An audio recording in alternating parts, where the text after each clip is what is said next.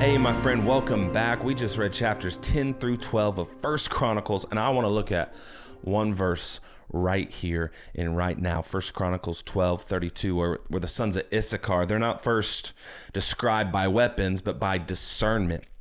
They understood the times and knew what Israel should do. Let me explain this a little bit. You know, as warriors gathered to King David, Chronicles, it highlights Issachar because the kingdom needed more than brave fighters. They could interpret the moment, which means their strength was guided by wisdom instead of just impulse, which when we think of warriors, we think of very impulsive and reactive people. But these sons of Issachar, they were guided by wisdom and discernment, and God's people, probably more than ever, need discernment to know which battles are ours, which belong to others, and which belong to the Lord alone. Look, I get it, you know, in a spiritual sense, like we're fighters, we're warriors. And I see a lot of us, like, you know, like online, like I see a lot of you strong-willed fighters. You're charging into every single argument, every single comment section, every single conflict in the church. You're trying to get in it. You're trying to blow it up,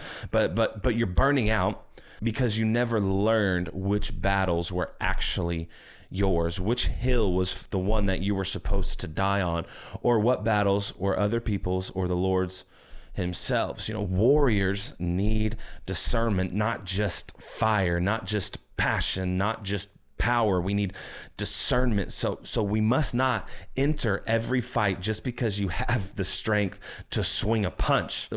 We need to refuse to let emotion make every conflict feel like your assignment. I understand you are gifted with conflict resolution, but ask God for wisdom to know when to fight, when to stand, and when to let him handle the battle in his own way.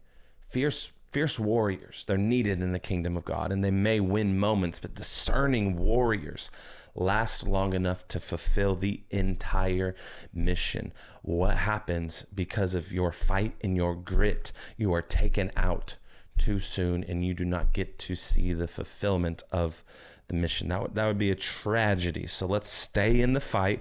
Let's fight our battles that the Lord has led us to with his weapons of warfare. We do not fight against flesh and blood, but we fight against dark powers and principalities and rulers of the air. Fierce warriors may win moments, but discerning warriors last long enough to fulfill the mission. So let's fulfill our mission, church. All right, love y'all. See you in the discussion room.